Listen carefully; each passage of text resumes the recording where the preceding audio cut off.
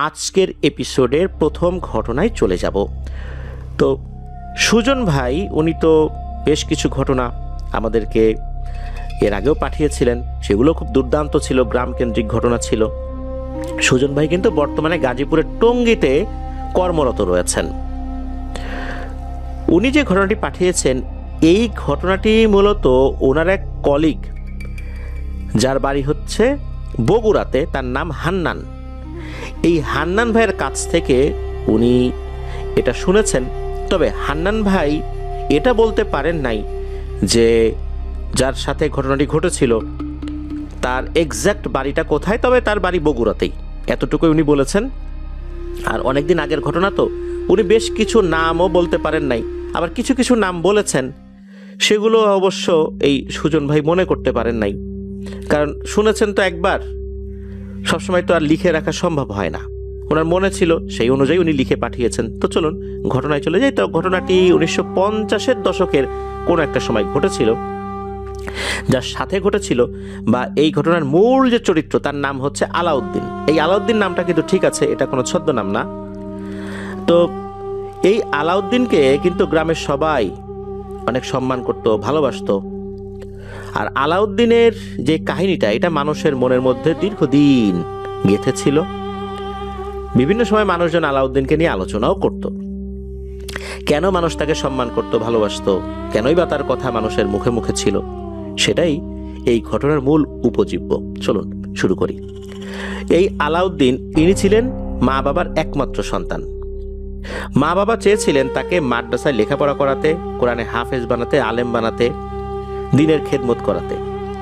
সেই অনুযায়ী তাকে মাদ্রাসায় ভর্তি করানো হলেও সে কিন্তু মাদ্রাসায় পড়তে চায় নাই। এখন তো অনেক মাদ্রাসা দেখা যায়, তখন কিন্তু দূরে দূরে মাদ্রাসাগুলো ছিল। পরিবার থেকে চেষ্টার কমতি করে নাই, কিন্তু এই আলাউদ্দিন উনি বেশ দুষ্টু টাইপের ছিলেন। আর লেখাপড়ার প্রতি আসলে ওনার মন ওরকম ছিল না। এদিক ওদিক ছোটাছুটি করতে পছন্দ করতেন। তবে এর মধ্যেই কোরআনের কিছুটা অংশ মুখস্থ করেছিলেন। কয় পারা মুখস্থ করেছিলেন এটা ওইভাবে জানা যায় নাই। আলাউদ্দিনের বয়স তখন 15-16 বছর হয়ে গেছে।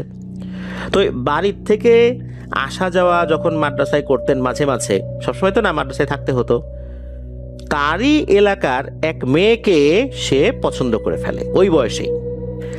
এখন সমস্যা কিন্তু কয়েকটা।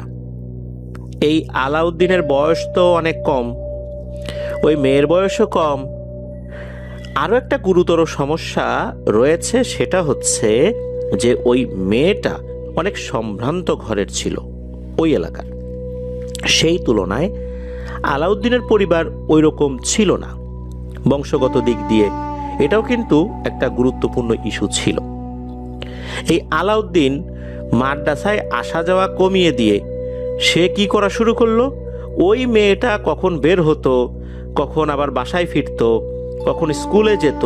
ওই সময় কিন্তু নারী শিক্ষার এত প্রসার না থাকলেও মেয়েটা যেহেতু বেশ সম্ভ্রান্ত ঘরের ছিল, সেই হিসাবে সে লেখাপড়া করত। ওই চলার পথে বারবার এই আলাউদ্দিন হঠাৎ করে সামনে এসে দাঁড়াতো, দাঁড়িয়ে বিরক্ত করত। ওই মেয়েটা একদিন বিরক্ত হয়ে তাকে বলে যে, দেখেন ভাই, আপনি কিন্তু নিজের কপালে দুর্গতি ডেকে আইনেন না, এটা কখনোই সম্ভব না।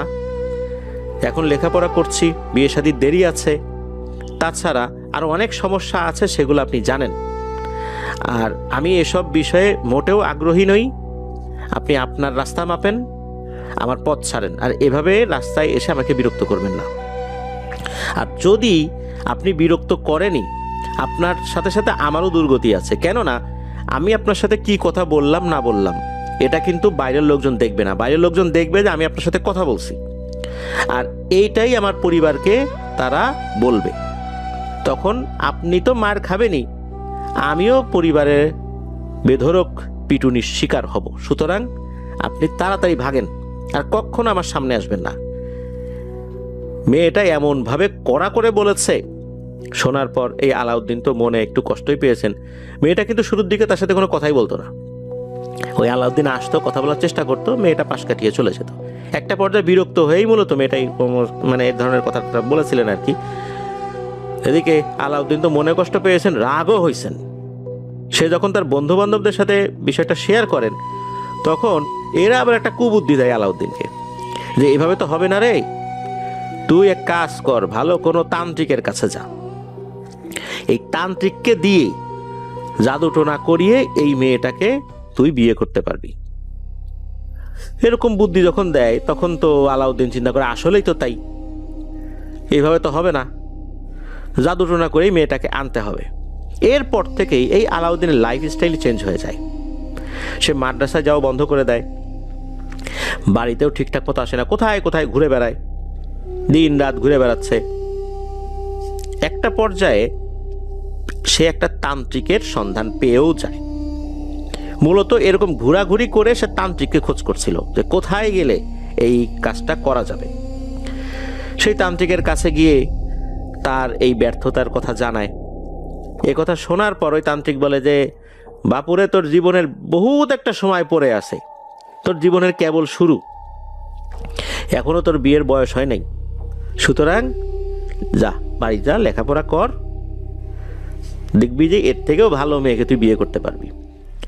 এ কথা শোনার পর আলাউদ্দিন বলে যে, না, কোনোভাবেই সম্ভব না, আমি লেখাপড়া ছেড়ে দিছি এই মেয়ের কারণে, আমাকে ওই মেয়ের স্বামী হইতেই হবে, ওই মেয়েকে আমার বিয়ে করতেই হবে, এই ধরনের কথাবার্তা বলতেছে। এখন এই তান্ত্রিক তো বুঝতে পেরেছেন যে আসলে এই ছেলেটা এখন বয়সের কারণে এরকম আবেগী। তান্ত্রিকের তো বয়স হয়েছে, সে তো আর আবেগী না। আর এই তান্ত্রিক, সে ব্ল্যাক ম্যাজিক করলেও তার ভিতর তখনও বোধ জ্ঞান ছিল, টাকার কাছে যে নিজে বিক্রি হয়ে যাবেন বা এরকম কারোর ক্ষতি করবেন, বিষয়টা আসলে এরকম না। তখন তান্ত্রিক তাকে বারবার তাড়িয়ে দিচ্ছিলেন, সেও নাসরবান্দা ছাড়ে না, মাসের পর মাস ওই তান্ত্রিকের পিছনে ঘুরতেছে। একটা পর্যায়ে তান্ত্রিক দেখলেন যে আসলে এই ছেলেটা নাসরবান্দা, সে আমার কাছে না হোক অন্য কারো কাছ থেকে কিন্তু জাদুটোনা করেই আনবে, তাতে হিতে বিপরীত হতে পারে। তখন তান্ত্রিক চিন্তা করলেন যে আসলে আমার তো কোনো উত্তরসূরি নাই, এই ছেলেটা দেখতেছি যে খুব ভালোই আগ্রহী, যদি একে কিছু শিখাই যেতে পারি। আর এর ভিতরেও তখন একটা বিবেক বুদ্ধি চলে আসবে, এই মেয়ের কথা তখন ভুলে যাবে, বয়সও বাড়বে, আস্তে আস্তে এই মেয়ের থেকে তার মন উঠে যাবে একটা দীর্ঘ গ্যাপ হয়ে গেলে। তো তান্ত্রিক এরকম চিন্তা করছেন। তান্ত্রিক বলে, আচ্ছা ঠিক আছে, তোকে আমি কিছু দিব নে, তুই থাক, আমার সাথে থাক। এইভাবে তান্ত্রিকের সাথে থেকে থেকে তান্ত্রিক কীভাবে কাজ টাজ করে এগুলো দেখছে। তো এইভাবে আরও বেশ কিছু দিন কেটে যায়, বেশ কিছু দিন বলতে প্রায় 3-4 বছর। এই সময়ের মধ্যেও তো আলাউদ্দিনের বয়সে বেড়েছে, কিন্তু তার ওই যে চিন্তা ওই মেয়ের প্রতি, এটা কিন্তু বিন্দুমাত্র কমে নাই। তান্ত্রিকের চিন্তা ভাবনাই ভুল হয়ে গেল। আলাউদ্দিনকে সে বিভিন্ন কথা বলে যে ফিরায় আনবেন, সেটা কিন্তু হয়নি। একটা পর্যায়ে আলাউদ্দিন তো খুব ভালো করে ধরছে যে আর কতদিন, অনেক দিন তো করলাম, এবার কিছু একটা আমাকে করে দেন। তখন তান্ত্রিক দেখলেন যে আসলেই তো মুসিবত, এই ছেলে তো কোনোভাবেই ফেরত আসলো না। তখন তান্ত্রিক বলে, আচ্ছা ঠিক আছে, তোকে আমি নিজে কিছু করে দেব না, তোর কাজ তুই করবি, তুই নিজেই তান্ত্রিক হয়ে যা, তুই নিজেই অনেক কিছু করা শিখে যা, সেটা করলে কেমন হয়। এই কথা শোনার পর আলাউদ্দিন চিন্তা করে আসলেই তো তাই, এইভাবে কবিরাজের পিছনে ঘুরে ঘুরে কোনো কাজ করার থেকে নিজে করাই তো ভালো। যখন এটাতে রাজি হলেন, তখন ওই তান্ত্রিক চিন্তা করলেন, যাক, আলাউদ্দিন তো টোপ গিলেছে, এই কাজ শিখতেও তো আরও 3-4 বছর সময় লাগবে, এর ভিতরে দেখা যাবে যে ওর মাথা থেকে এই মেয়ের চিন্তা দূরীভূত হয়ে গেছে, সে আবার অন্য অন্য চিন্তা ভাবনা করতেছে। এই চিন্তা কিন্তু তান্ত্রিক করেছেন, আর আলাউদ্দিন কিন্তু তার বিপরীত চিন্তা করেছেন, যে একবার শিখে নেই, তারপর দেখে ওই মেয়ের উপর কীভাবে জাদুটোনা করা যায়। যেহেতু তান্ত্রিক বলেছেন যে তাকে শেখাবেন, শেখানোর প্রথম যে ধাপ, যে আসলে আলাউদ্দিন প্রস্তুত কিনা শারীরিকভাবে মানসিকভাবে, তখন ওই তান্ত্রিক বলেন যে একটা জায়গার কথা, ওই জায়গায় তাকে যেতে হবে রাতের বেলা, কোনো এক অমাবস্যা রাতে। আর এমন একটা জায়গার কথা বলেছেন সেখানে দিনের বেলাতেই মানুষজন যায় না, আর রাতের বেলা যেতে হবে। এ কথা শোনার পর আলাউদ্দিন বলে, কোনো ব্যাপার না, আমি যাব, কোনো সমস্যা না। তান্ত্রিক বলেন, ওখানে যাওয়ার পর নাকি অনেকগুলো অদ্ভুত ধরনের কলা গাছ দেখতে পাওয়া যাবে, যে কলা গাছগুলো দেখতে অনেক সুন্দর। আমরা যে ধরনের কলা গাছগুলো দেখি, কলা গাছের যে পাতাগুলো হয়, এই পাতাগুলো যখন শুকিয়ে যায়, শুকিয়ে একদম শুকনো হয়ে কলা গাছের সাথে লেগে থাকে, কিন্তু এমন কিছু কলা গাছ সে দেখতে পাবে এত সুন্দরভাবে সেগুলো লাগানো, এরকম শুকনো কোনো ডাল সেখানে থাকবে না। কলা গাছগুলো দেখতে খুবই সুন্দর হবে। এই কলা গাছগুলোর মধ্যে এমন একটা কলা গাছ আছে, যেই কলা গাছে 3টা তোর আছে। তোর বলতে 3টা জায়গা থেকে কলার কাঁধি বের হয়ে আসে, মানে 3টা কাঁধি রয়েছে। এই রকম গাছ নিচ থেকে 1 কোপে কেটে দিতে হবে, 1 কোপে। আর ওই কোপটা দেওয়ার আগেও আর একটা বিষয়ে খেয়াল করতে হবে, ওখানে যাওয়ার পর নাকি মাটির ভেতর থেকে ঝিনঝিন ঝিনঝিন শব্দ করতে করতে একটা জিনিস ওই কলা গাছের ভিতরে ঢুকবে নিচ থেকে। একবার উপরে উঠবে শব্দ করতে করতে, একবার কলা গাছের গোড়ার দিকে নামবে, আবার উপরের দিকে উঠবে, আবার নিচের দিকে নামবে। যখন এই উপর নিচ করতে থাকবে তখন কিন্তু কলা গাছটা থরথর করে কাঁপতে থাকবে। যখন ওই শব্দটা আস্তে আস্তে মাথার দিকে উঠবে তখন 1 কোপে গোড়া থেকে কলা গাছটা কেটে ফেলতে হবে। তাতে করে হবে কি, ওই জিনিসটা ওইটার ভেতরে আটকে যাবে। এরপর ওই কলা গাছটা কাঁধে নিয়ে এই তান্ত্রিকের বাসায় চলে আসতে হবে। তো এরকম কথা বললেন, আর তান্ত্রিক বললেন যে এরপর তোর তান্ত্রিক হওয়ার প্রথম যাত্রা শুরু হবে, এটা তোর পরীক্ষা। কিন্তু এই পরীক্ষায় যদি একটু ভুল করা হয় বা 1 কোপে যদি ওই কলা গাছটা না কাটা হয়, কলা গাছের কোনো একটা আঁশও যদি অবশিষ্ট থাকে, কলা গাছের গোড়ার সাথে লেগে থাকে, তাহলে কিন্তু মৃত্যু নিশ্চিত। এরপর যে কয়েকটা দিন ছিল, আলাউদ্দিন কি করেছে, বিশাল বড় একটা ধারালো রামদা সে নিয়ে আসছে। প্রতিদিন সেটাতে শান দেয়, মানে ধার দেয়, আর আশেপাশে যে কলা গাছগুলো আছে সেই কলা গাছের উপর সেটার ধার পরীক্ষা করে। গোড়াতে মারে 1 কোপ, কখনো কখনো দেখা যাচ্ছে অর্ধেক পর্যন্ত গিয়ে আটকে গেছে, তখন বুঝতে পারে যে এভাবে হবে না, আরো শক্তি দিয়ে কাটতে হবে। এইভাবে টানা কয়েকদিন সে বিভিন্ন কলা গাছের উপরে প্র্যাকটিস করেছে, যাতে করে 1 কোপে গোড়া থেকে কলা গাছটা ফেলে দেওয়া যায়। এরপর ঘনিয়ে আসে সেই অমাবস্যার রাত। সেই অমাবস্যার রাতে তান্ত্রিকের কাছ থেকে একটা তেল নিয়ে শরীরে মেখে সে চলে যায় সেই নির্দিষ্ট জায়গায়। সেই জায়গাটা কোথায় ছিল এখন আর সেটা জানা সম্ভব না, এটা বগুড়ারই কোথাও একটা ছিল আর কি। সে তো চলে গিয়েছে ওইখানে, অমাবস্যার রাত, ঘুটঘুটে অন্ধকার। কিন্তু নির্দিষ্ট জায়গায় আসার পর সে দেখে কোথাও তো কোনো কলা গাছ দেখা যায় না। কি জ্বালাতন, কলা গাছ পাবো কোথায় এখন, সব জায়গায় তো ঘুটঘুটে অন্ধকার। এরকম করতে করতে এদিক ওদিক তাকাতে তাকাতে হঠাৎ করে একটা জায়গায় দেখে বেশ আলোকিত। আলোর উৎস যে কি এটা বোঝা যাচ্ছে না। আর ওইখানে কয়েকটা সারিতে বেশ কিছু কলা গাছ দেখা যাচ্ছে। কলা গাছগুলো দেখতে অনেক সুন্দর, পাতাগুলোও সুন্দর, কলা গাছের যেই মূল কাঠামো সেটাও অনেক সুন্দর। কোনো কোনো গাছে 1টা কাঁধি রয়েছে, 2টা কাঁধি রয়েছে। ওইখানে সে চলে যায়। যাওয়ার পর সে খুঁজে খুঁজে একটা গাছ যেই না দেখেছে যে সেখানে 3টা কাঁধি রয়েছে, সে ওই গাছটার কাছে চলে গেছে। যাওয়ার পর পরে হঠাৎ করে মনে হলো মাটিটা থরথর করে কেঁপে উঠলো, মৃদু ভূমিকম্প হলো মাটিতে। আর মনে হচ্ছে দূর থেকে ঝিনঝিন ঝিনঝিন শব্দ করতে করতে করতে করতে কোনো একটা জিনিস মাটির নিচ দিয়ে আসছে। আস্তে আস্তে আস্তে আস্তে ওই কলা গাছের গোড়া দিয়ে মনে হচ্ছে কলা গাছের উপর দিকে ওঠা শুরু করলো। যখন ওঠা শুরু করছে কলা গাছটা থরথর থরথর করে কাঁপছে। তো এরকম দেখছে সে খেয়াল করে একবার ওই শব্দটা নিচে নামে আবার উপরে ওঠে, নিচে নামে আবার ওঠে। তো যখন উপরে উঠেছে সে আগে থেকেই তো তার রামদা বেশ ভালো করে ধার দিয়ে রেখেছিল, আর সে প্র্যাকটিসও করেছে, প্রশিক্ষণ নিয়ে এসেছে কিভাবে কাটতে হবে।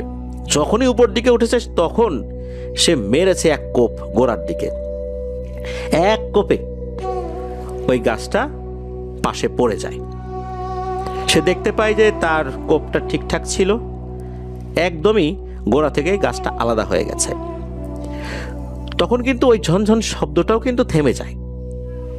এরপর আর তো কোনো কাজ ছিল না, কলা গাছটা কাঁধে উঠিয়ে সে হাঁটা শুরু করেছে। এমনিতে আলাউদ্দিন যথেষ্ট শক্তিশালী হয়ে গিয়েছিল, আর ওই কলা গাছটা যে অনেক মোটা ছিল তাও কিন্তু না, চিকনই ছিল। মোটামুটি মানে অনায়াসেই সেটা তোলা যায় আর কি। আলাউদ্দিনের জন্য সেটা খুব একটা সমস্যা হয়নি। ওই রাতের বেলায় ওই গাছটা নিয়ে যখন হাঁটা শুরু করেছে, তান্ত্রিক বলেছিল ফেরত আসার সময় কিন্তু অনেকেই তোকে ভয় দেখাবে, কিন্তু সেদিকে তাকানো যাবে না। যখন কলা গাছটা কাঁধে নিয়ে সে হাঁটা শুরু করেছে, তখন হঠাৎ করে পেছন থেকে ওই মেয়েটার ডাক শোনে সে। মেয়েটা তাকে নাম ধরে ডাকছে, আলাউদ্দিন, আলাউদ্দিন, এই যে আমি এখানে, তুমি কোথায় যাও? আলাউদ্দিন মুহূর্তের মধ্যে থেমে যায়, একটা মায়াজালে আবদ্ধ হয়ে যাওয়ার উপক্রম হয়। সাথে সাথে তার গুরুর শিখিয়ে দেওয়া সেই কথাগুলো মনে পড়ে যে খবরদার পিছন দিকে তাকানো যাবে না। এরকম অনেক পরিচিত কণ্ঠে তাকে ডাকবে, পেছন দিকে তাকালেই কিন্তু শেষ, এই সাধনা সব নস্যাৎ হয়ে যাবে। আলাউদ্দিন পিছন দিকে তাকায় না, সোজা হাঁটা শুরু করে। আলাউদ্দিন একটা বিষয় খেয়াল করে, সেটা হচ্ছে যে সে যখন হেঁটে আসছিল, বিভিন্ন জায়গায় তো গাছপালা রয়েছে, সেখানে ওই পেঁচার ডাক, ঝিঝি পোকার ডাক, বিভিন্ন নিশাচর প্রাণীর ডাক শোনা যাচ্ছিল। কিন্তু যখন সে গাছ নিয়ে ওই দিকটাতে আসা শুরু করে, সাথে সাথে মনে হচ্ছে কোনো এক অজানা কারণে সকল ধরনের ডাক থেমে যায়, ঝিঝি পোকার ডাকও থেমে যায়। মনে হচ্ছে এরা ডাকতে ভুলে গেছে, এমন একটা অবস্থা। সে চলে আসে। প্রতিমধ্যে বেশ কিছু ঘটনা ঘটেছিল, বিভিন্ন ধরনের প্রাণীর অবয়ব নিয়ে তার কাছে আসার চেষ্টা করেছে, তবে আলাউদ্দিন সেটাতে কোনো পাত্তা দেয়নি। সে চলে আসে তান্ত্রিকের বাসায় সে ধরাম করে সেই কলা গাছটা তান্ত্রিকের উঠোনে ফেলে। তান্ত্রিক তো জেগেছিল, সেও চিন্তিত ছিল যে আলাউদ্দিনের কি হয় না হয়। সে দেখলো যে না, আলাউদ্দিন ঠিকঠাক মতো কাজটা করতে পেরেছে, কোনো সমস্যা নাই। আলাউদ্দিনকে দেখে তান্ত্রিক বলে, হ্যাঁ তুই আসলেই পারবি, তোর দিয়ে কাজটা হবে। এরপর থেকে আলাউদ্দিনের তান্ত্রিকতা শেখার কাজটা শুরু হয়। কিভাবে শিখেছিল এটা আসলে জানা যায় না, তবে জানা যায় যে তান্ত্রিক এমন কিছু বিদ্যা তাকে শিখিয়েছিল যেই বিদ্যা প্রয়োগ করতে তান্ত্রিক নিজেও ভয় পেত। সে নিজেও কখনো ওই বিদ্যা প্রয়োগ করেনি, তবে সে সেটা জানত। সে 5 বছর এই আলাউদ্দিনকে এই কাজ শিখিয়েছিল। আলাউদ্দিন কিন্তু এই 5 বছর অনেক কিছু শিখলেও ওই মেয়েটার চিন্তা মাথার থেকে দূর করতে পারে নাই। তান্ত্রিক শেষ পর্যন্ত দেখলো যে আলাউদ্দিন নাছোড়বান্দা, সে এই মেয়েটার চিন্তা মাথা থেকে কোনোভাবেই দূর করতে পারবে না। এখন আলাউদ্দিনকে তো শিখিয়ে দিয়েছে সে, আলাউদ্দিন নিজের থেকে যা কিছু করার সে করবে, সে নিজে আর কিছু করেনি। এর মধ্যে কিন্তু আলাউদ্দিনের বয়সও বেড়েছে, সেই 16 বছর বয়সে ওই মেয়ের পিছু পড়েছিল। এর মধ্যে কিন্তু অনেকগুলো বছর কেটে গেছে, 5 বছর ধরে খালি শিখেছে, তার আগে প্রায় 3 বছর চলে গেছে, তার মানে 8 বছর। এখন তো সে বিবাহের উপযোগী হয়ে গেছে। ওইদিকে ওই মেয়েটাও লেখাপড়া শিখেছে, এর মধ্যে তার কিন্তু বিয়ে শাদী হয়নি, সে লেখাপড়া করছিল। শোনা যায় এরপরে আলাউদ্দিন এমন কিছু তন্ত্রমন্ত্র প্রয়োগ করেছিল, ওই মেয়েটা সে নিজে থেকেই আলাউদ্দিনের কাছে চলে এসেছিল। তার সাথে বিয়ে হয়, সংসার শুরু হয়। তবে শুরুর দিকে আলাউদ্দিন এই বিষয়টা তার স্ত্রীকে বলেনি। একটা সময় এসে বলেছিল, বলার পর তার স্ত্রী রাগ করেছিল, মন খারাপ করেছিল, তবে মেনেই নিয়েছিল। যাক, আমার জন্য এই ছেলেটা এত কষ্ট করেছে, কি আর করা, জাদুটোনা করেই হোক আর যে কোনো কারণেই হোক, আল্লাহ চাইছেন বলেই তো জাদুটোনা কাজ করেছে, তা না হলে তো হতো না। মেয়েটা মেনে নেয়, তার সাথে ঘর সংসার করতে থাকে। আর আলাউদ্দিন সে যেহেতু আর অন্য কোনো লেখাপড়া করেনি, এই তান্ত্রিকতায় শিখেছিল। তবে এখানে একটা বিষয় বলে রাখা ভালো যে আলাউদ্দিন এই 5 বছরে বিভিন্ন ধরনের দুর্ধর্ষ প্রকৃতির জিনদেরকে বশ মানিয়েছিল।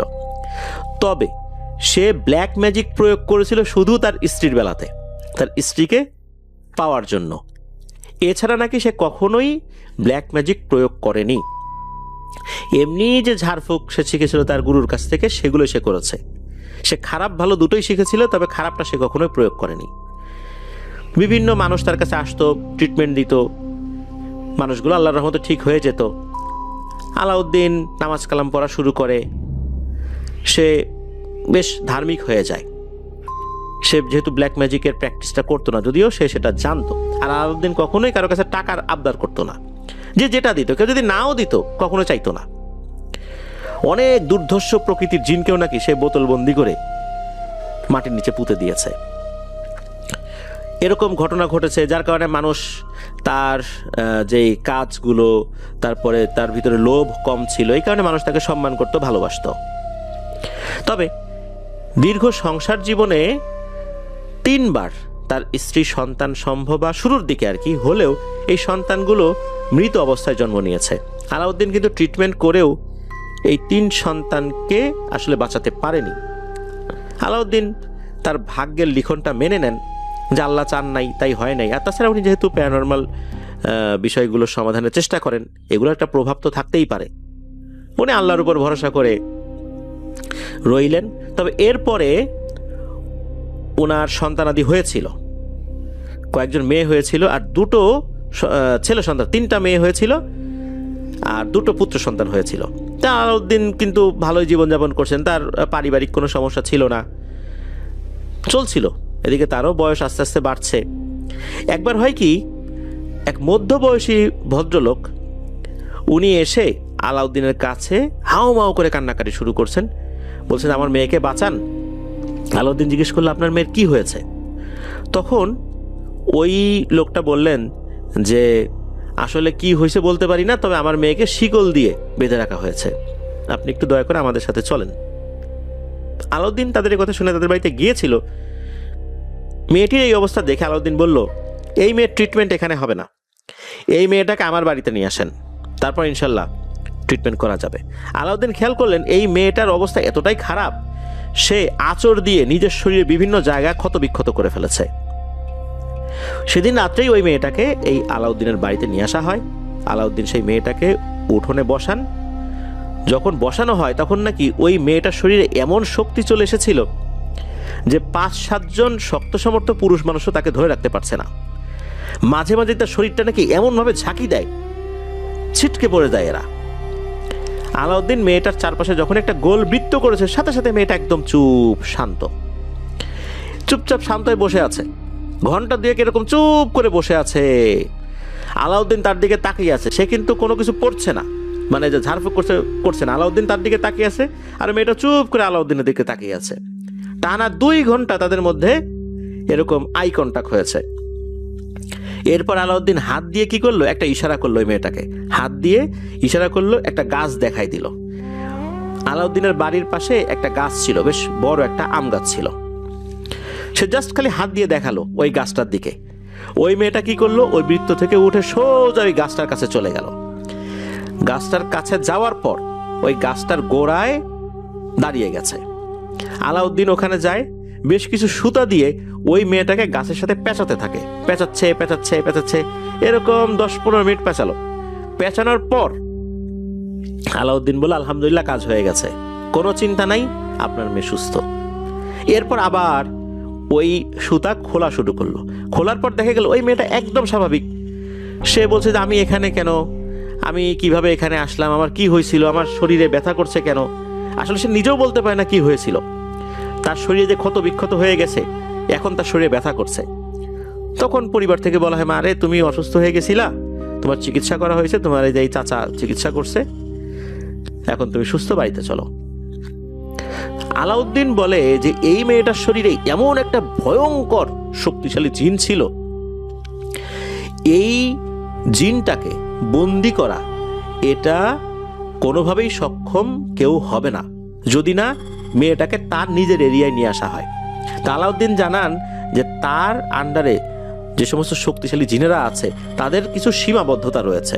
কারণ হচ্ছে তারা এমন কিছু শক্তিশালী জিনদেরকে হত্যা করেছে, বন্দি করেছে, তারা একটা নির্দিষ্ট এরিয়ার বাইরে যেতে পারছে না। এখন আলাউদ্দিনের বাড়ির আশেপাশের বেশ কিছুটা জায়গার ভেতরে তারা চলাচল করে। এখানে নিয়ে আসতে হবে ওই রুগীকে, তাহলে এটা ট্রিটমেন্ট হবে। এই জন্যই মূলত আলাউদ্দিন এই মেয়েটাকে তার বাসার এরিয়া সেখানে নিয়ে এসেছিল। এরপর ওই জিনেরা বলে দিয়েছিল কি করতে হবে। তারপর ওই জিনটাকে এই মেয়েটার শরীর থেকে আলাদা করে এই আম গাছে বন্দি করে ফেলে। আর এমনভাবে বন্দি করে ফেলেছে যে এই আম গাছ থেকে আর মুক্ত হবে না, সে কাউকে ভয়ও দেখাতে পারবে না, তার শক্তি দিনে দিনে আস্তে আস্তে কমতে থাকে। এভাবেই আসলে এই কাজটা করা হয়েছিল। তবে তাকে হত্যা করা এটা পসিবল হবে না, এটাও বলে দিয়েছিল তার আন্ডারে থাকা জিনেরা। তো ওভাবেই ওই জিনটাকে ওই আম গাছে বন্দি করে ফেলা হয়। আর বলে দেওয়া হয় এই আম গাছটা যেন কখনোই কাটা না হয়, আর কাটারও কিছু পদ্ধতি আছে। এখন হয় কি যে আলাউদ্দিনের তো আস্তে আস্তে বয়স হতে থাকে, তবে সে বেশি বার্ধক্যে যায় নাই, তার বয়স 50-55 বছর হবার পরই সে মারা যায়। অসুস্থ হয়েছিল, মারা গিয়েছিল, তবে ওরকম ভয় পেয়ে যে মারা গেছেন বিষয়টা এরকম না। আর সে যে ব্ল্যাক ম্যাজিক শিখেছিল বা কিছু কিছু জায়গায় প্রয়োগ করেছিল, এই জন্য সে আল্লাহর কাছে ক্ষমা চেয়েছিল। সে এমনি নর্মাল ঝাড়ফুঁক করতো, পরবর্তীতে আরও বেশ কিছু শরিয়া সম্মত ঝাড়ফুঁক সে শিখেছিল, সেগুলোই সে প্র্যাকটিস করত। এদিকে তার ছেলেপেলেরাও বড় হয়ে গেছে, তার মেয়েকে বিয়ে দেওয়া হয়েছে, আর ছেলেদের মধ্যে প্রায় সবাই ঢাকাতে চলে এসেছিল চাকরির জন্য। এখন আলাউদ্দিনের যে দুই ছেলে, এই দুই ছেলে এবার বিয়ে করবে। বিয়ে করার জন্য তাদের জন্য মেয়েও দেখা হচ্ছিল। তার মেয়ে তো সেও তার ভাইদের জন্য মেয়ে দেখছিল আর কি। তো মেয়ে ঠিকঠাক করা হয়, দুই ছেলেকে বিয়ে দেওয়া হয়। এই দুই ছেলের ওয়াইফ আবার বাড়িতেই থাকতো, অর্থাৎ আলাউদ্দিনের যে বাড়ি সেখানেই থাকতো, আর দুই ছেলে ঢাকায় থাকতো, চাকরি করতো। এখন হয় কি, দুই ছেলের বউ বাড়িতে থেকে সারাক্ষণ ঝগড়াঝাটি করতো, একে অন্যের পিছনে লেগে থাকতো। যেহেতু আলাউদ্দিনের মেয়েদের বিয়ে হয়ে গিয়েছিল, তারা তো আর বাড়িতে থাকতো না। এখন মাঝে মাঝে আলাউদ্দিনের মেয়ে এসে এই দুই ভাইয়ের বউয়ের ঝগড়া মিটমাট করে দিত। আবার ঝগড়া মাঝে মাঝে এমন পর্যায়ে পৌঁছাতো, মারামারি, চুলাচুলি, জখম করে দিত। তখন আবার চিঠি লিখে জানানো হতো। এই দুই ছেলে আবার ঢাকা থেকে এসে এইসব ঝামেলা মিটমাট করত। তো এইরকম সমস্যা চলতে থাকে। একটা পর্যায়ে সিদ্ধান্ত নেওয়া হয়, এই ঢেকির কচকচানি আর চলতে দেওয়া যায় না, মানে এই যে কলহ বিবাদ, এটা আর চলতে দেওয়া যাবে না। বাসা বাড়ি আলাদা করে দিই, যে যার মতো ঘর করে দূরে দূরে থাকো, তাহলে আর এই ঝামেলা হবে না। মাঝখানে বেড়া দিয়ে দাও, তাহলে এই ঝামেলা কমে যাবে। সেই সিদ্ধান্ত নেওয়া হয়। এখন ওই সিদ্ধান্ত মোতাবেক ঘরবাড়ি ভাগ করে ফেলা হয়। তো এক ভাইয়ের ভাগে কিন্তু যেই জমিটুকু পড়ে সেখানে আম গাছটা ছিল। সেই ভাই চিন্তা করলো যে ঘর করব, একটু বড় করেই করি, ছেলে পেলে হলে তো তাদেরও বিয়ে শাদী দিতে হবে, তখন তো আবার ঘর তৈরি করবে, এর থেকে একবারই করি, তাতেই ভালো হবে। ঘর বড় করার ক্ষেত্রে, মানে উনি যে জমিটা পেয়েছিলেন এক ছেলে, ওই বড় করার ক্ষেত্রে ওই আম গাছটা বাধা হয়ে গেল।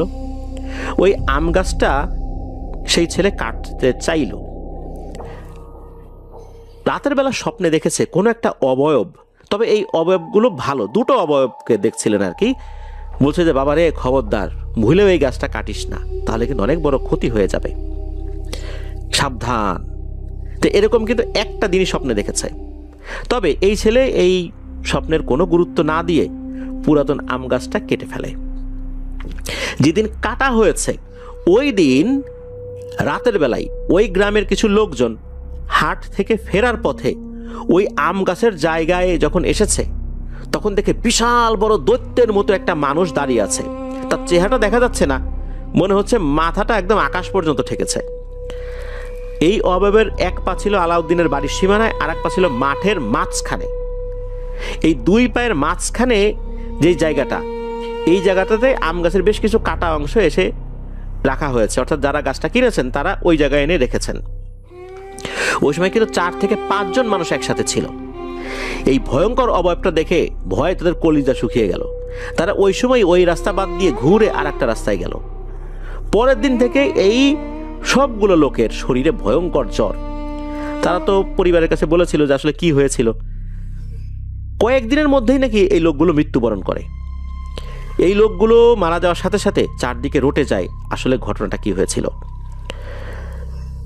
এই ঘটনার পর আলাউদ্দিনের ছেলে সে চিন্তা করলো যে সে খুবই একটা বড় ভুল কাজ করে ফেলেছে, ওই স্বপ্নটার গুরুত্ব না দিয়ে। এমনকি সে নাকি তার মৃত বাবাকেও স্বপ্নে দেখেছিল ওই রাতেই। তার মৃত বাবাও এসে বলেছিল যে গাছটা না কাটতে, কিন্তু সে তো এই কাজটা করে ফেলেছে, বুঝতে পারে নাই। এই 5 জন মানুষ এই ভয়ঙ্কর দৈত্য আকৃতির অবয়বটাকে দেখে মারা গেছে। এরপরের থেকে এই আলাউদ্দিনের বাড়ির আশপাশ দিয়ে কেউ হাঁটাচলা করে না, মানুষ এত ভয় পেয়েছে। এমন একটা অবস্থা হলো যে এই বাড়িটা একদম একটা মানে এক ঘরে পরিবার হয়ে গেল, মানুষ এত ভয় পেয়েছে, ওই বাড়ির আশেপাশে কেউ যেতে চায় না, এমন একটা অবস্থা। এক রাতে ঘটল একটি ঘটনা, সেটা হচ্ছে এই যে আলাউদ্দিনের যে দুই ছেলে, এই দুই ছেলের আবার একটা সন্তান ছিল, বিশেষ করে বড় ছেলের সন্তান ছিল আর কি। তো এই বড় ছেলের যে বাচ্চাটা, সেই বাচ্চাটা রাতের বেলা উঠোনে ধূপধাপ আওয়াজ শুনছে, মনে হচ্ছে মারামারি হচ্ছে। সে চিন্তা করলে কী ব্যাপার, উঠানে কি? সে দরজাটা খুলে বাইরে যখন বের হয়েছে, সে দেখে যে তিনটা অবয়ব, দুইটা অবয়ব সাদা জুব্বা টাইপের কিছু পরা, বেশ উঁচা লম্বা, চেহারা ওইভাবে বোঝা যাচ্ছে না। আর একটা অবয়ব মনে হচ্ছে বেশ কুচকুচে কালো, বেশ লোমশ আকৃতির। ওই দুইটা মিলে ওইটাকে মারছে, আবার ওইটা ওই দুইটাকে মারছে, এরকম চলছে। তখন আবার সে বলে ওঠে, আপনারা কে, উঠানে মারামারি করছেন কেন? তখন নাকি তিনজনই মারামারি থামিয়ে দেয়। থামিয়ে দেওয়ার পর এই তিনজনই ওই ছেলেটার দিকে তাকায়। ছেলেটার দিকে তাকানোর পর ওই যে কালো অবয়বটা, এই অবয়বটা নাকি দৌড়ে ছুটে আসছিল ওই ছেলেটার দিকে। তখন নাকি ওই দুইটা অবয়ব তাকে ধরে ফেলে তাকে আবার পিটানো শুরু করছে। এদিকে ছেলেটা ভয় পেয়ে দরজা লাগিয়ে দেয়। এরপর আর কোনো সারা শব্দ সে পাচ্ছিল না। পরদিন সকালবেলা এই ঘটনাটা বলেছে পরিবারের সদস্যদের কাছে। তখন বলল যে আসলে তো ব্যাপারটা আরও ভয়ঙ্কর দিকে যাচ্ছে। ওই সময় বড় মাপের একজন হুজুরের কাছে ওনারা গিয়েছিলেন। এই বিষয়টা বলার পর ওই হুজুর যেটা জানান তা শুনে তো এই বাড়ির সকলের চোখ কপালে উঠেছে। আরে ঘটনাটা কি, এত ভয়ঙ্কর, এটা তো বুঝতে পারি নাই। তো সেই হুজুর বলেন যে এই যে আলাউদ্দিন ওনার জীবদ্দশায় শক্তিশালী দুইজন জিনকে এই বাড়ির পাহারায় নিযুক্ত করেছিলেন। আর এই যে ভয়ঙ্কর যে জিনটাকে আম গাছে বন্দি করেছিল, সময়ের সাথে তার শক্তি কমে এসেছিল। এদিকে এই গাছটা কেটে ফেলার কারণে সে মুক্তি লাভ করেছে। আর এর চেহারাটা নাকি এতটাই ভয়ঙ্কর, মানুষ তো দূরের কথা, জিনেরাও একে দেখলে ভয় পায়। আর এর দর্শন যে পাবে, সে এমন অসুস্থ হবে, এই অসুস্থ হয়েই সে মারা যাবে। মূলত ওই 4-5 জন মারা গেছিল এই কারণে। এখন এটার আর কোনো সমাধান নাই, সে মুক্তি পেয়ে গেছে। সমাধান একটা হতে পারে, এখান থেকে তাদেরকে সরে চলে যেতে হবে। এই ভিটা এরকমই পড়ে থাকবে, অন্য জায়গায় চলে যেতে হবে, এতেই সমাধান হতে পারে। এরপর ওনারা ওই ভিটাটা রেখে সবাই অন্যদিকে সরে চলে যান। তবে হ্যাঁ, একটা কথা, আলাউদ্দিনের ছোট ছেলে উনি নাকি একদিন ভোরবেলা মাছ ধরার উদ্দেশ্যে বাড়ি থেকে বের হয়েছিলেন। এরপর আর কখনোই বাড়িতে ফেরত আসে নাই। তো ভাই হারিয়ে গেছে, খুঁজে পাওয়া যাচ্ছে না। যতই বিবাদ, তাদের দুজনের মধ্যে তো এরকম বিবাদ ছিল না, সমস্যাটা ছিল তাদের দুই বউকে নিয়ে। দুই ভাইয়ের দুই বউ সারাক্ষণ ঝগড়াঝাটি করতো। অনেক খোঁজাখুঁজি করা হয়েছে, অনেক হুজুর কবিরাজকে বলা হয়েছে, কেউ কোনো সন্ধান দিতে পারে নাই যে তার ভাই কোথায় গেছে। এরপর মূলত বড় ভাই যে, সে অনেক দূর চলে যায় ওই বাড়ির এরিয়া ছেড়ে। তার সন্তানাদি, তার নাতিরা এখনো আছে, বসবাস করছে। এখন তারা এক্স্যাক্ট কোথায় আছে, এক্স্যাক্ট লোকেশন যেটা, এটা অবশ্য হান্নান ভাই বলতে পারেন নাই। তবে ওই যে আলাউদ্দিনের যিনি ছোট ছেলে, তার রহস্যময় অন্তর্ধান, সবাই অনুমান করেন যে এই ভয়ঙ্কর দানবটাই এই কাজটি করেছে। তাকে একদম ভ্যানিশ করে দিয়েছে, তার ডেড বডিটাও পাওয়া যায় নাই। তো এটাই ছিল ঘটনা। প্রিয় লিসেনার্স, আশা করছি ঘটনাটি আপনার ভালো লেগেছে। চলুন চলে যাব আমাদের এবার এপিসোডের পরবর্তী আরও একটি নতুন ঘটনায়। এই ঘটনাটি আমাকে আমার স্টুডেন্ট দিয়েছে। আর আমার স্টুডেন্ট বর্তমানে গভর্নমেন্ট ল্যাবরেটরি হাই স্কুলের 10ম শ্রেণীর বিজ্ঞান বিভাগে অধ্যয়নরত রয়েছেন। তার বাসা ঢাকার ধানমন্ডি শিকদার মেডিকেল অ্যাপার্টমেন্ট এরিয়াতে। গ্রামের বাড়ি নাটোর জেলার গুরুদাসপুর উপজেলার কর্মকারপাড়া গ্রামে। তার কয়েকটি ঘটনা কিন্তু ইতিমধ্যে আমরা প্রচার করেছিলাম। চলুন আজকের ঘটনায় চলে যাই। এই ঘটনাটি তাহিয়ান সংগ্রহ করেছে তারই ক্লাসমেটের কাছ থেকে। তবে তার ক্লাসমেট তার নামটা প্রকাশ করতে রাজি হয় নাই, কেননা যেই পরিবারের সাথে ঘটনাটি ঘটেছিল তাদের কাছ থেকে তো আসলে সেভাবে অনুমতি নেওয়া হয়নি। এই জন্যই মূলত আমরা তার নাম বলছি না, আমরা তাহিয়ানের বন্ধু বলেই সম্বোধন করব তাকে। ঘটনাটি ঘটেছিল 2016 সালে ঢাকার আজিমপুর এলাকায়। আর যেই পরিবারের সাথে ঘটনাটি ঘটেছিল, তারা যেই ফ্ল্যাটে থাকতেন, সেই ফ্ল্যাটের একদম ইমিডিয়েট নিচ তলাতে যে ফ্ল্যাটটা, এই ফ্ল্যাটে থাকতেন এই তাহিয়ানের বন্ধুর পরিবার। তো হঠাৎ এক রাত্রে ঘটে একটা ভয়ঙ্কর ঘটনা। সেটা হচ্ছে রাত তখন আনুমানিক 12টা 12:30 একটু বেশি বাজে। হঠাৎ করে উপরের ফ্ল্যাটে ধুমধাম আওয়াজ, কাঁচ ভাঙার আওয়াজ, তারপরে তো চিৎকার চেঁচামেচি, এমন কান্নাকাটি যে এই কান্নাতে যে কোনো পাষাণ হৃদয়ের মানুষের হৃদয়ও গলে যেতে বাধ্য। এইরকম আওয়াজ আসছে, এরকম ধূপধাপ শব্দ হচ্ছে। এই শব্দ শোনার পর তাহিয়ানের বন্ধুর বাবা মা কিন্তু ছুটে গিয়েছেন। স্বাভাবিকভাবেই প্রতিবেশীর বিপদ হয়েছে, যেতে তো হবেই। তারপর দরজা ধাক্কাধাক্কি করছেন, অনেকক্ষণ ধরে দরজা ধাক্কাধাক্কি করছেন, খোলার নাম নাই। বোঝা যাচ্ছে তারা ভেতরে ব্যস্ত রয়েছেন। তো এই ফ্ল্যাটে যারা বসবাস করেন, এই পরিবারের কর্তার নাম হচ্ছে নজরুল, আর তার 2 মেয়ে রয়েছে, ইরিনা আর ইথিনা। ইরিনার বয়স 12 কি 13 বছর, সে তখন ক্লাস 6 বা 7 পড়তো। আর ইথিনা তখন কোন ক্লাসে পড়তো এটা ঠিক বলা মুশকিল, ওই বিষয়টা আসলে তার খেয়াল নাই, যিনি ঘটনা বলেছেন আর কি, এই তাহিয়ানকে। তো বোঝা যাচ্ছে যে এইটা মনে হচ্ছে ইরিনার চিৎকার, মানে বড় যে মেয়ে তার চিৎকার।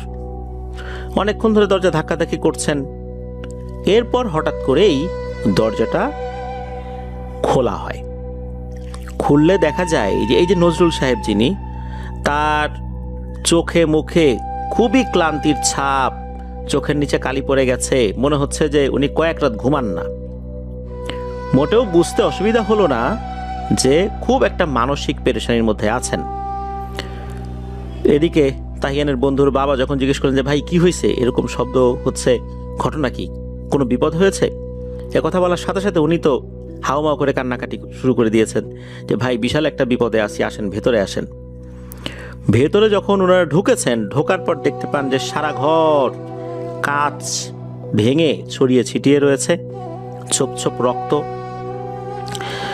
তো এই দৃশ্য দেখার পর নজরুল সাহেবকে উনি জিজ্ঞেস করলেন যে ভাই বলেন তো ব্যাপারটা কি। তখন উনি বলতে শুরু করলেন, অর্থাৎ নজরুল সাহেব বলতে শুরু করলেন যে তার যে বড় মেয়ে ইরিনা, তার একটা সমস্যা বেশ কয়েকদিন ধরে দেখা যাচ্ছে। প্রথম রাতের বেলা সে চিৎকার করে ঘুম থেকে উঠে পড়তো, এই বলে যে সে ভয়ঙ্কর দুঃস্বপ্ন দেখছে। আর ঘুম থেকে ওঠার পর নাকি সে একটা অবয়ব দেখতে পেত। সে বলতো যে বাবা দেখো দেখো, ও দাঁড়িয়ে আছে, ও আমাকে নিয়ে যাও, আমাকে বাঁচাও বাবা, আমাকে বাঁচাও। মেয়ের কাকুতি মিনতি শুনে বাবা তো মেয়ের পাশে বসে থাকতেন, যাতে করে মেয়ে নিশ্চিন্তে ঘুমাতে পারে। প্রথমে সান্ত্বনা দিতেন যে আরে মা তুমি দুঃস্বপ্ন দেখছো, কিছু না, দোয়া দুরুদ পড়ে শুয়ে পড়ো, কিছু হবে না ইনশাল্লাহ। কিন্তু এই সমস্যা তো যায় না। প্রথম উনি দুঃস্বপ্ন মনে করলেও ধীরে ধীরে ইরিনার মধ্যে কিন্তু ব্যাপক পরিবর্তন আসতে শুরু করে। সারাদিন কান্নাকাটি করে, স্কুলে যায় না, ঘরের কোণে বসে বসে গুনগুন করে কি যেন বলে। দিনে দিনে সে শুকিয়ে যেতে শুরু করেছে। এ কথা বলার পর এই যে তাহিয়ানের বন্ধুর বাবা, সে ইরিনাকে যখন দেখেছে একটু উকি দিয়ে দরজার পাশ থেকে, দেখে তো চমকে উঠেছে। কেননা ইরিনাকে সে বেশ কিছুদিন আগেও দেখেছে, একদম স্বাভাবিক ছিল, কিন্তু এখন মনে হচ্ছে তার হাড়ের উপর চামড়াটা মুড়িয়ে দেওয়া হয়েছে, এতটা শুকিয়ে গেছে। আর উনি যখন দেখেছেন তখন অবশ্য ইরিনার জ্ঞান ছিল না, চিৎকার চেঁচামেচি করতে করতে হয়তো অজ্ঞান হয়ে গেছে। তখন এই তাহিয়ানের বন্ধুর বাবার মনে কিছুটা খটকা লাগে। উনি বুঝতে পারলেন এটা তো আসলে স্বাভাবিক কিছু বলে মনে হচ্ছে না। এরপর আবার নজরুল সাহেব বলতে শুরু করলেন যে এই যে যেই রাতে ঘটনাটা ঘটলো, ওনারা সবাই স্বাভাবিকভাবেই খাওয়া দাওয়া করে ঘুমানোর জন্য প্রস্তুতি নিচ্ছিলেন। হঠাৎ করে ওনারা লক্ষ্য করেন ইরিনা ঘুমিয়ে গেছে। মনে মনে ওনারা খুশি হয়েছেন, কারণ রাত্রে তো আসলে সে ঘুমাতে পারে না। ওনারা চিন্তা করলেন আজকে রাত্রে আর কোনো সমস্যা হবে না। কিন্তু ওনারা তখনও ভাবেন নাই যে সামনে কি ভয়ঙ্কর বিষয় অপেক্ষা করছে। ওনারা তো খাওয়া দাওয়া করেছেন, এদিকে এই যে নজরুল সাহেব, ওনার স্ত্রী কয়েক রাত ভালো করে ঘুমাতে পারেন নাই, ওনারাও শারীরিকভাবে বেশ অসুস্থ হয়ে পড়েছেন। ওনারা তখন তাড়াতাড়ি করে খাওয়া দাওয়া করে ঘুমাতে যাওয়ার প্রস্তুতি নিচ্ছেন কেবল।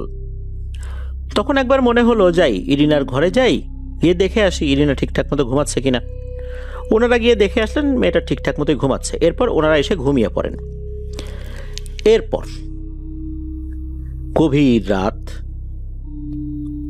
হঠাৎ করে ইরিনার ফুপিয়ে ফুপিয়ে কান্নার আওয়াজে বাড়ির সবার ঘুম ভেঙে যায়। ইরিনা সে কিন্তু ওই রুমে একা ছিল না, তার ছোট বোন ইথিনাও তার পাশে ছিল, সেও ঘুমিয়েছিল। এই কান্নার শব্দ শোনার পর ইরিনার বাবা নজরুল সাহেব উনি উঠেছেন। ওনার স্ত্রী পাশে ঘুমিয়ে আছেন, তারও তো ভালো ঘুম হয় নাই। উনি আর তাকে ডাক দিলেন না, উনি নিজেই উঠলেন, আস্তে আস্তে ইরিনার ঘরের দিকে যাওয়া শুরু করলেন। তখন মনে হচ্ছিল ইরিনা কারো সাথে কথা বলছে, আর সে যার সাথে কথা বলছে তার কথাও শোনা যাচ্ছে। তবে উনি ঠিক বুঝতে পারছেন না যে ইরিনার সাথে যে কথা বলছে সে আসলে কি বলছে। নজরুল সাহেব কি করেছেন, ইরিনার ঘরে ঢোকার সাথে সাথে দরজার পাশে থাকা লাইটের সুইচটা অন করে দিয়েছেন। যখনই উনি অন করেছেন তখনই দেখেন এক বিভৎস দৃশ্য। আর এই জিনিস যে উনি কখনো দেখবেন এটা উনি কল্পনাও করেন নাই। উনি দেখেন ইরিনা যার সাথে কথা বলছে এটা আসলে কোনো মানুষ না, এটা বিশাল দেহী ভয়ঙ্কর একটা সাপ। যখনই লাইট দিয়েছে ওই সাপটা মাথা ঘুরিয়ে নজরুল সাহেবের দিকে তাকিয়েছে। এরপরই এই মোটা সাপটা একটা চিকন সাপের মতো জানালার যে শিক, এই শিকের ভেতর দিয়ে মুহূর্তের মধ্যে বাইরে বেরিয়ে গেল। এটা দেখার সাথে সাথে ইরিনা উত্তেজিত হয়ে গেল। সে চিৎকার চেঁচামেচি শুরু করে দিল। চেঁচামেচি করতে করতে তার রুম থেকে বাইরে বের হয়ে এসে এই কাঁচের জিনিসপত্র ভাঙচুর শুরু করে দিল। আর সে বলছে যে এই যে নজরুল সাহেব অর্থাৎ ইনার বাবা, সে কেন আলো জ্বালালেন, এখন এই জিনিসটার কাউকে বাঁচতে দেবে না। ইরিনা বারবার বলছে যে ও আমাকে নিয়ে যেতে এসেছিল, আমি যেতে চাচ্ছিলাম না, আমি ওর সাথে কথা বলছিলাম, কেন আলো জ্বালালা, এখন তো আর কেউ বাঁচতে পারবে না, সবাইকে তো মেরে ফেলবে। এই বলে সে ভাঙচুর করছিল। আর এই যে এত কিছু হয়ে যাচ্ছে, ইথিনা তো ঘুমিয়েই আছে, তার কিন্তু ঘুম আর ভাঙে নাই এর ভিতরে। ইরিনার মা সেও তো ঘুমিয়েছিল, এরকম চিৎকার চেঁচামেচি তারও ঘুম ভেঙে যায়। সে বাইরে বের হয়ে এসে দেখে এই অবস্থা, কাঁচ ভেঙে একাকার, ইরিনা চিৎকার চেঁচামেচি করছে। উনি এ দৃশ্য দেখে অজ্ঞান হয়ে পড়ে গেছেন। ইরিনার বাবা পড়ে গেছেন তো মহা মুসিবতে। এদিকে মেয়ে চিৎকার চেঁচামেচি করছে, আবার ইরিনার মা এই দৃশ্য দেখে অজ্ঞান হয়ে গেছেন। ইরিনা এই যে কাঁচ ভেঙেছে, যখন ছোটাছুটি করেছে তার শরীর থেকেও রক্ত বেরিয়ে গেছে, বিশেষ করে যখন কাঁচের উপর পা পড়েছে, এই জন্য ছোপ ছোপ যে রক্তের দাগগুলো। তো মারাত্মক একটা সমস্যার মধ্যে ওনারা আছেন। এই যে ঘটনাটা, এটা কিন্তু মূলত 5 মিনিটের মধ্যেই ঘটে গেছে। এরপর এই যে নজরুল সাহেব উনি তো এতটুকু বলে শেষ করলেন। এরপর ওই যে তাহিয়ানের বন্ধুর বাবা উনি রুমটা পরিষ্কার করতে সহযোগিতা করেন, কারণ এখানে হাঁটাটা খুব রিস্কি হয়ে যাবে। বিভিন্ন জায়গায় কাঁচের টুকরোগুলো ছড়িয়ে ছিটিয়ে আছে। ঘরটা উনিও পরিষ্কার করেন, নজরুল সাহেবও পরিষ্কার করে। তো ওই রাত্রের ঘটনা কিন্তু ওই পর্যন্তই। এর একদিন কি 2 দিন পরে নজরুল সাহেবের ওয়াইফ এই তাহিয়ানের বন্ধুর যেই বাসা আর কি, এই বাসায় আসছে। আসার পর ওই বন্ধুর মাকে উনি ডাকলেন, বেশ হাঁপাতে হাঁপাতে এসেছেন। এসেই বলছেন যে ভাবি, বড় একটা বিপদে পড়ছি, একটু সাহায্য করতে হবে। এখানে একটা বিষয় বলে রাখা ভালো, এই যে তাহিয়ানের এই বন্ধু তারা কিন্তু হিন্দু। ওইদিকে বিপদের কথা শুনে সেই বন্ধুর মা বললেন যে ভাবি বলেন না কি বিপদ, আমি সর্বোচ্চ চেষ্টা করব সহযোগিতা করার জন্য। তখন উনি বললেন যে ভাবি, ঢাকেশ্বরী মন্দির থেকে এই যে প্রসাদ, যেটা এই প্রসাদ এনে দিতে হবে। তখন উনি জিজ্ঞেস করলেন যে কেন এই মন্দির থেকে এই প্রসাদ এনে দিতে হবে কেন?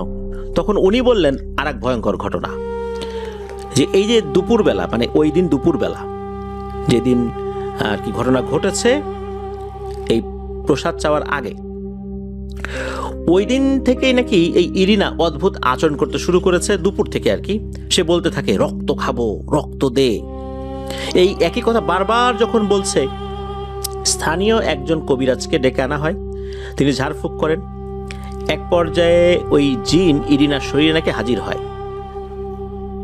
সে এসে বলে যে যদি ঢাকেশ্বরী মন্দির থেকে প্রসাদ এনে তাকে দেয়া হয় তাহলে সে ভেবে দেখবে সে যাবে কি না, যাবে যে এটা বলে নাই। তখন কবিরাজ বলে ঠিক আছে, এটা এনে দেওয়ার ব্যবস্থা করা হবে। এরপরই মূলত ইরিনার মা চিন্তা করেছে যে কাকে বলা যায়।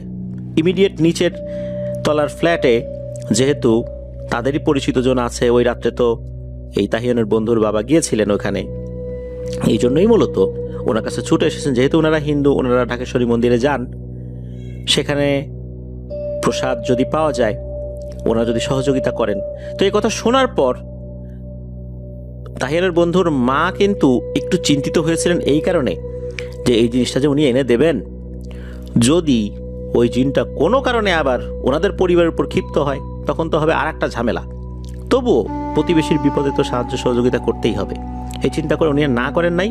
উনি দ্রুত ঢাকেশ্বরী মন্দিরে চলে যান, সেখানে পুরোহিতের সাথে কথা বলে ওখানে যে প্রসাদ থাকে তার কাছ থেকে প্রসাদ নিয়ে আসেন। তখনও কিন্তু কবিরাজ বাসাতেই ছিল। সেই প্রসাদ এনে দেওয়া হয় অল্প সময়ের মধ্যেই, যেহেতু আজিমপুরেরই ঘটনা, আর ঢাকেশ্বরী মন্দির তো আজিমপুরেই, ঢাকার। ওই প্রসাদটা যখন দেয়া হয় ইরিনার সামনে, ইরিনা নাকি খেয়ে নেয়। এরপর ইরিনা সেন্সলেস হয়ে যায়। এরপর চলে যায় 4 মাস। 4 মাসে কিন্তু ইরিনা একদম স্বাভাবিক হয়ে যায়। আস্তে আস্তে সে সুস্থ হতে থাকে, শারীরিক সক্ষমতা ফেরত আসতে থাকে, তার শারীরিক অবস্থা আবার আগের জায়গায় চলে আসতে থাকে।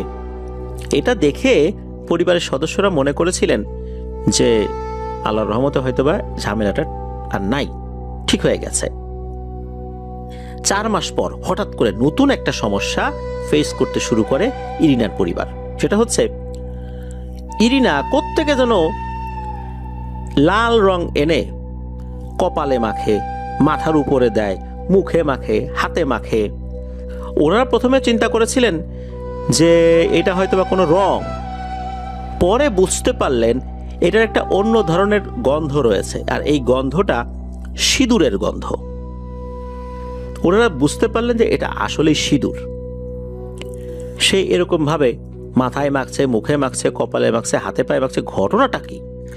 আর একটা ব্যাপার হলো, ইরিনা ঘর থেকে তার মায়ের যেই শাড়িগুলো রয়েছে এই শাড়িগুলো বের করে সে পরা শুরু করেছে। সে এমনভাবে শাড়ি পরেছে, গ্রামের মহিলারা, বিশেষ করে যারা গেরস্থ বাড়িতে মহিলারা কাজ করেন, কাজ করার সময় তারা কিন্তু শাড়ি একটা বিশেষ পদ্ধতিতে পরেন। এমনি সবাই যেভাবে শাড়ি পরে সাজুগুজু করার সময়, ওইভাবে না, তারা কিন্তু একটা বিশেষভাবে শাড়ি পরেন যাতে করে কাজ করতে সুবিধা হয়। ওইভাবে সে শাড়ি পরেছে, অথচ সে কিন্তু শাড়ি পরতে জানতো না। সে খুব সুন্দরভাবে ওই স্টাইলে শাড়ি পরেছে, আর সে বিভিন্ন ধরনের কথা বলছে। দেখা গেল সে অদ্ভুত টাইপের একটা মূর্তিকে পূজা করছে। এই মূর্তিটা সম্পূর্ণরূপে আলাদা। হিন্দু ধর্মের যারা অনুসারী আছেন তারা যেই ধরনের মূর্তিগুলোকে সাধারণত উপাসনা করেন বা পূজা করেন, মন্দিরগুলোতে যেই ধরনের মূর্তিগুলো দেখা যায়, এগুলোর সাথে এটার কোনো মিল নাই। খুবই ভয়ঙ্কর টাইপের একটা মূর্তি, এটাকে সে পূজা করছে।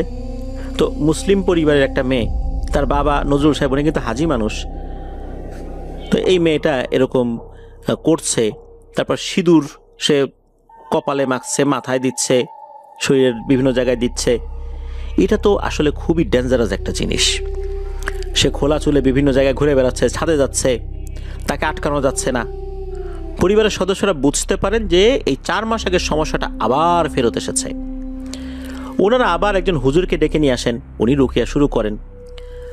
দীর্ঘ 2 ঘন্টার প্রচেষ্টায় ওই জিনটাকে হাজির করতে তিনি সক্ষম হন। জিনটা বলে এই মেয়েকে নাকি তার পছন্দ হয়েছে, সে একে ছেড়ে যাবে না। হুজুর গরু, ছাগল সহ আরো অনেক কিছু লোভ দেখান, কিন্তু এই জিনটা কোনোভাবেই ছেড়ে যাবে না। কোত্থেকে যে ধরেছে, কি কারণে ধরেছে, এটাও ওই জিনটা বলে না। হুজুর অনেক চেষ্টা করেও জিনটাকে বোতলবন্দি করতে পারেন নাই। উনি পরাজিত হয়ে বাধ্য হয়ে ফেরত চলে যান। তবে হুজুর চলে যাওয়ার পর 1-2 দিন ইরিনা কিছুটা স্বাভাবিক ছিল, আবার সেই সমস্যা শুরু হয়েছে। এবার দেখা যাচ্ছে ইরিনা খুব বেশি করে অসুস্থ হয়ে যাচ্ছে। একদিন ইরিনার পরিবার একজন হুজুরের সন্ধান পান। তবে সেই হুজুরের নাম কি ছিল, কোথা থেকে নিয়ে আসা হয়েছিল, এই জিনিসটা কিন্তু তাহিয়ানের বন্ধু বলতে পারেন নাই। কারণ হচ্ছে ওই সময় 2016 সালে তার বয়স ছিল আরও কম। এখন তো সে 10ম শ্রেণীতে পড়ে, তখন তো আরও ছোট ছিল, এখন থেকে আরও প্রায় 10 বছর আগের কথা। এই জন্য সেই হুজুরকে তাহিয়ানের বন্ধু চিনতেও পারেন নাই, কোত্থেকে তাকে নিয়ে আসা হয়েছিল এটাও বলতে পারেন নাই। এই হুজুর আসার পর অদ্ভুত এক ধরনের রুকিয়া করেন, আর এমন এক ধরনের রুকিয়া করেছেন টোটালি এই জিনিসটা ডিফারেন্ট। সেটা হচ্ছে সবাই তো আশা করেছিলেন যে ওই জিনটা আসবে, এসে হম্বিতম্বি করবে, এরকম কিছু একটা। হুজুর কি করেছেন, ইরিনাকে সামনে বসিয়ে রুকিয়া শুরু করেছেন। ওই চারদিকে যে একটা বৃত্ত দেয়া বা এরকম কিছুই না, জাস্ট সামনে তাকে বসানো হয়েছে, উনি রুকিয়া শুরু করেছেন। কয়েক মিনিটের মধ্যে ওই জিনটা ইরিনার শরীরে যখনই হাজির হয়েছে, হুজুর অট্ট হাসিতে ফেটে পড়েছেন, মানে হুজুর নিজেই হো হো হো করে হেসে দিয়েছেন। তখন হুজুর বলছেন, হিরে বেটা, তুই তো আটকে গেছিস রে, বহুত জ্বালাতন করছিস, তুই তো এখন আটকে গেছিস। সবাইকে অবাক করে দিয়ে ইরিনার শরীরে থাকা জিনটা খুব কাকুতি মিনতি করতে থাকে যে হুজুর আমাকে ছেড়ে দেন, আমাকে মাইরেন না, আমার অন্যায় হয়ে গেছে, আমার ভুল হয়ে গেছে, আমি আর আসবো না এই মেয়ের কাছে, আমি এখনই চলে যাব, আমাকে দয়া করে ছেড়ে দেন।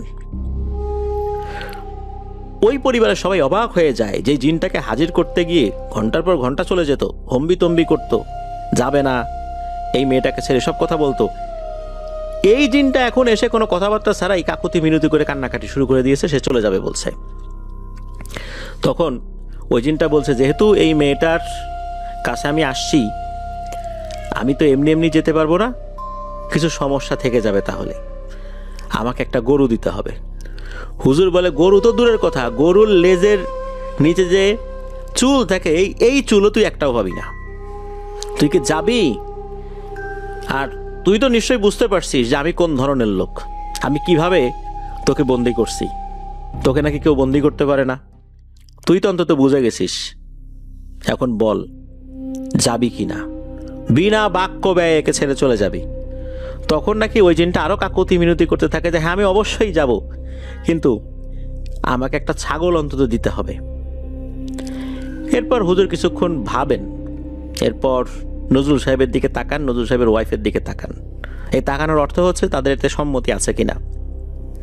তারা মাথা নেড়ে যখন সম্মতি জানান, তখন বলে ঠিক আছে, যা, দেয়া হবে, আর এক্ষুনি তুই ওর শরীর ছেড়ে চলে যাবি। তখন ওই জিনটা বলে যে হুজুর যে বন্ধনীটা দিয়েছেন, এই বন্ধনীটা কেটে দেন, আমি এক্ষুনি ওর শরীর ছেড়ে চলে যাব। এরপর নাকি জিনটা বলেছিল যে কোথায় কিভাবে এই ছাগলটা দিতে হবে, তারা সেভাবে দিয়েছিলেন। তবে কোথায় কিভাবে দিতে হবে এই বিষয়ের কোনো তথ্য আসলে তাহিয়ানের বন্ধু বলতে পারেন নাই।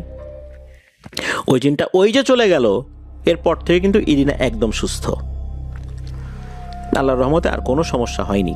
যতটুকু তথ্য তাহিয়ানের বন্ধুর কাছে ছিল যে ইরিনা একদম সুস্থ হয়ে যায়। প্রিয় লিসেনার্স, এখানে একটা অদ্ভুত বিষয়, সাধারণত জিন হাজির করার পর তারা বেশ হম্বিতম্বি করতে থাকে, এখানে হুজুর নিজেই হাসাহাসি শুরু করে দেন আর জিন কান্নাকাটি শুরু করে দেয়। এমন এক ধরনের রুকিয়া করে ইরিনার শরীরে ওই জিনটাকে বন্দি করে ফেলেছিলেন, ওই জিন বুঝতে পেরেছিল সে বড় একটা খাঁচার মধ্যে চলে আসছে। এটা স্বাভাবিক কোনো হাজিরা না, এটা ভয়ঙ্কর এক ধরনের হাজিরা, যেই হাজিরায় সে এমনভাবে আটকে গেছে তার আর যাওয়ার কোনো সুযোগ নাই, যদি না ওই হুজুর অনুমতি দেন।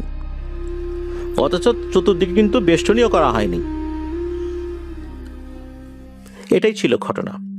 ধন্যবাদ জানাচ্ছি তাহিয়ান আল আশফানুর রহমানকে তার পাঠানো ঘটনার জন্য। তৃতীয় এবং শেষ ঘটনায় ঘটনাগুলো কেমন লাগছে তা জানিয়ে ভিডিওর কমেন্ট সেকশনে কমেন্ট করতে কিন্তু ভুলবেন না। এছাড়া আমাদের ফেসবুক পেজের গ্রুপ তো রয়েছে আপনাদের হরর আলমে, সেখানে গিয়েও আপনারা আপনাদের মতামত জানাতে পারেন। আপনাদের সাথে ঘটে যাওয়া বা আপনাদের জানা সত্য ভয়ের ঘটনাগুলো আমাদেরকে লিখে বা রেকর্ড করে ইমেল করতে পারেন afnanthehorrorworldbd@gmail.com এই ইমেল অ্যাড্রেসে। আমাদের আরও একটি ইউটিউব চ্যানেল রয়েছে আফনানস বি নামে, সেটার লিঙ্কও এই ভিডিওর ডেসক্রিপশনের একদম উপরের দিকে দেওয়া রয়েছে।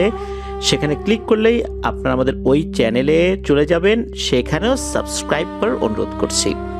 প্রিয় লিসেনার্স, এই ভিডিও লাইক বাটন প্রেস করতে ভুলবেন না। ভিডিওর লিঙ্কটা বেশি বেশি করে শেয়ার করে দেবার অনুরোধ করছি, যাতে করে অনেকেই আফনান দ্য হরর ওয়ার্ল্ড সম্পর্কে জানতে পারেন। যারা সত্য ভয়ের ঘটনা শুনতে ভালোবাসেন তাদের কাছে আফনান দ্য হরর ওয়ার্ল্ড পৌঁছাতে পারেন, তাদের কাছ থেকে অনেক অনেক ঘটনাও যেন আমরা পেতে পারি। চলুন ঘটনায় চলে যাই। এবারের ঘটনাটি আমরা যার কাছ থেকে পেয়েছি তার নাম জাকির হোসেন ভুট্টু। ভুট্টু ভাইয়ের বাড়ি সিরাজগঞ্জ জেলার শাহজাদপুর উপজেলার খুকনি ইউনিয়নের রূপসী গ্রামে। উনি যে ঘটনাটি পাঠিয়েছেন, এই ঘটনাটির সূত্রপাত, অর্থাৎ এই ঘটনাটি মূলত ব্যাপকভাবে ওই পরিবারের লোকজন উপলব্ধি করতে পারেন 1999 কি 2000 সালে।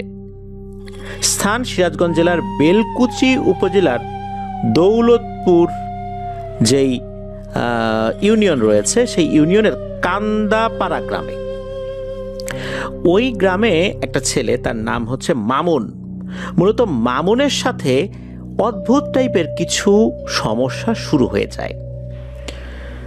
মামুন হঠাৎ করে বোবা হয়ে যেত, কথা বলতে পারতো না, আবার একা একাই ঠিক হয়ে যেত। যখন বোবা হয়ে যেত, বাড়ির পাশে বা কোনো একটা কোনায় একদম চুপ করে বসে থাকতো, কথা বলতো তো নাই, খাওয়া দাওয়া করতো না, এলোমেলো থাকতো, এরকম আচরণ দেখা যেত।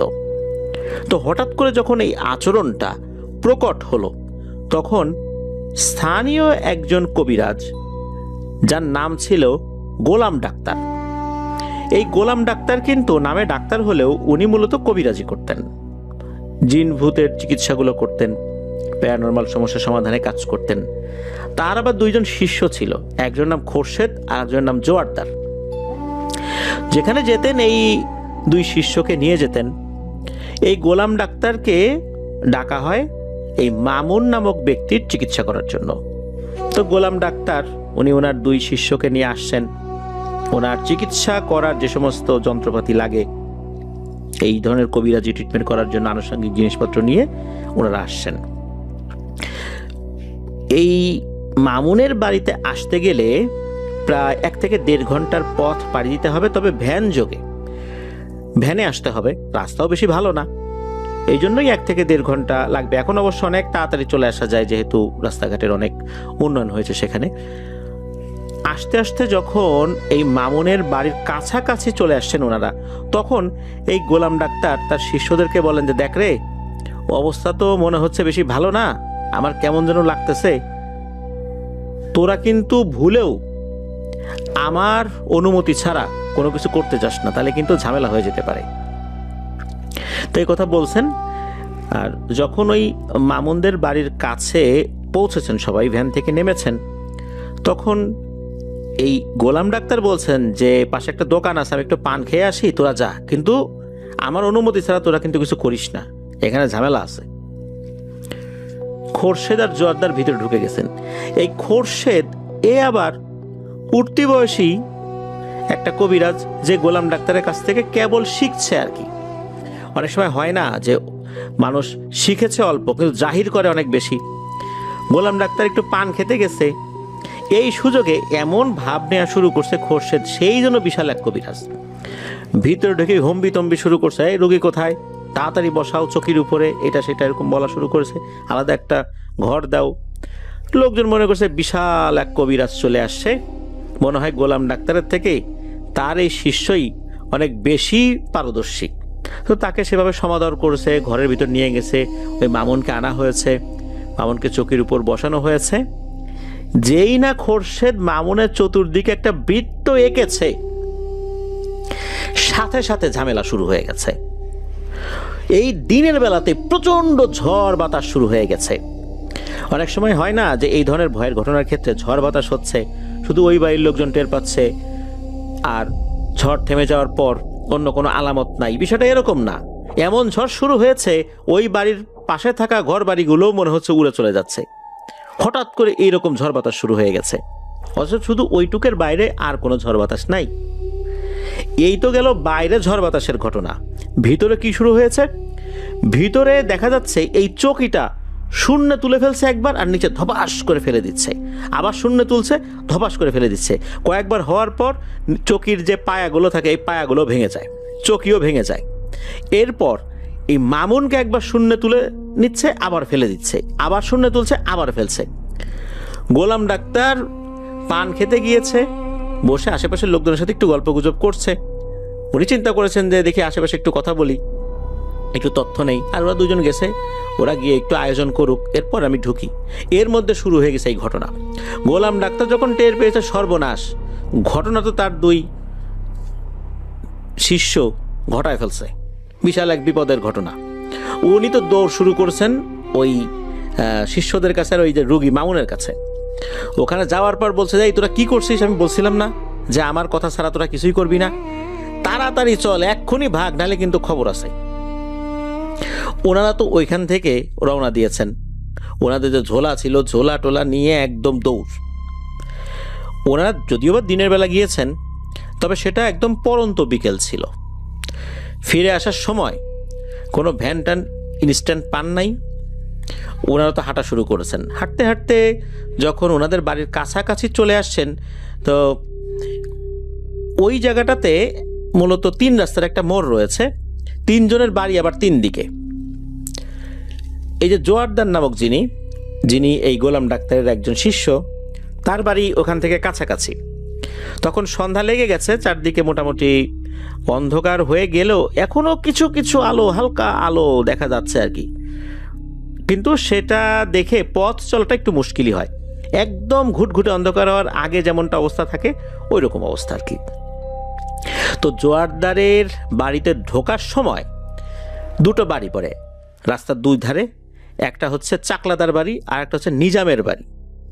এই চাকলাদার বাড়ির এখানে হলো বাসা রয়েছে, আর নিজামের যেই বাড়ি, এই জায়গাতে একটা কাঠের বাগান রয়েছে। কাঠের বাগান বলতে কাঠের যে গাছ, মেহগনি গাছ, করই গাছ, এইগুলোর একটা বাগান রয়েছে রাস্তার 2 পাশে।